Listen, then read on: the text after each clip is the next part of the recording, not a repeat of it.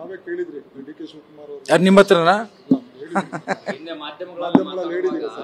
C ಅದನ್ನು ಮತ್ತೊಮ್ಮೆ ಪ್ರತಿಪಾದಿಸ್ತೇನೆ. ಯಾವ ರೀತಿ ಅಂತ ಅಂದ್ರೆ, ಡಿ ಕೆ ಶಿವಕುಮಾರ್ ಸಾಹೇಬರು 40 ವರ್ಷದಿಂದ ಕಾಂಗ್ರೆಸ್ ಪಕ್ಷವನ್ನ ಕಟ್ಟಲಿಕ್ಕೆ ಶ್ರಮ ಹಾಕಿದ್ದಾರೆ. ಈ ತಮ್ಮಲ್ಲಿರೋಂಥ ಎಲ್ಲ ಒಂದು ಹೋರಾಟವನ್ನು ಮಾಡಿದ್ದಾರೆ.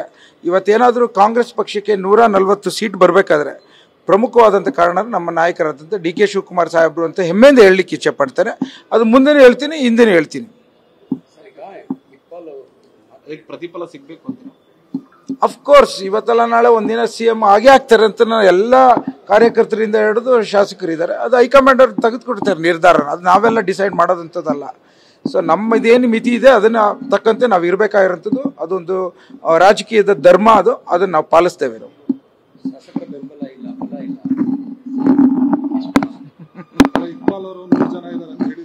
CM ಸಾಹೇಬ್ರು ಆ ಥರ ಎಲ್ಲ ಮಾತಾಡ್ಲಿಕ್ಕಿಲ್ಲ.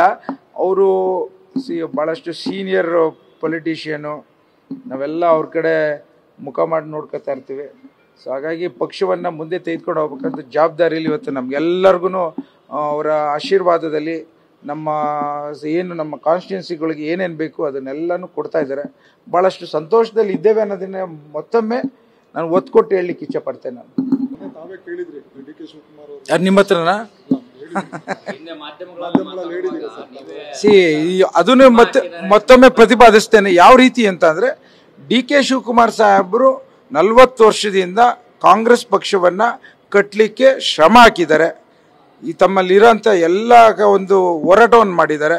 ಇವತ್ತೇನಾದರೂ ಕಾಂಗ್ರೆಸ್ ಪಕ್ಷಕ್ಕೆ 140 ಸೀಟ್ ಬರಬೇಕಾದ್ರೆ ಪ್ರಮುಖವಾದಂಥ ಕಾರಣ ನಮ್ಮ ನಾಯಕರಾದಂಥ ಡಿ ಕೆ ಶಿವಕುಮಾರ್ ಸಾಹೇಬರು ಅಂತ ಹೆಮ್ಮೆಯಿಂದ ಹೇಳಲಿಕ್ಕೆ ಇಚ್ಛೆ ಪಡ್ತಾರೆ.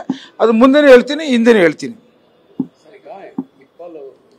ಪ್ರತಿಫಲ ಸಿಗಬೇಕು ಅಂತ ಅಫ್ಕೋರ್ಸ್ ಇವತ್ತಲ್ಲ ನಾಳೆ ಒಂದಿನ CM ಆಗೇ ಆಗ್ತಾರೆ ಅಂತ ಎಲ್ಲ ಕಾರ್ಯಕರ್ತರಿಂದ ಹಿಡಿದು ಶಾಸಕರಿದ್ದಾರೆ. ಅದು ಹೈಕಮಾಂಡ್ ಅವ್ರು ತೆಗೆದುಕೊಡ್ತಾರೆ ನಿರ್ಧಾರನ. ಅದು ನಾವೆಲ್ಲ ಡಿಸೈಡ್ ಮಾಡೋದಂಥದ್ದಲ್ಲ.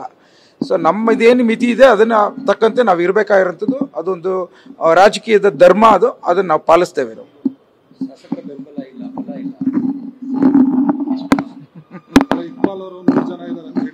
CM ಸಾಹೇಬ್ರು ಆ ಥರ ಎಲ್ಲ ಮಾತಾಡ್ಲಿಕ್ಕಿಲ್ಲ. ಅವರು ಭಾಳಷ್ಟು ಸೀನಿಯರ್ ಪೊಲಿಟಿಷಿಯನು. ನಾವೆಲ್ಲ ಅವ್ರ ಕಡೆ ಮುಖ ಮಾಡಿ ನೋಡ್ಕೊತಾ ಇರ್ತೀವಿ.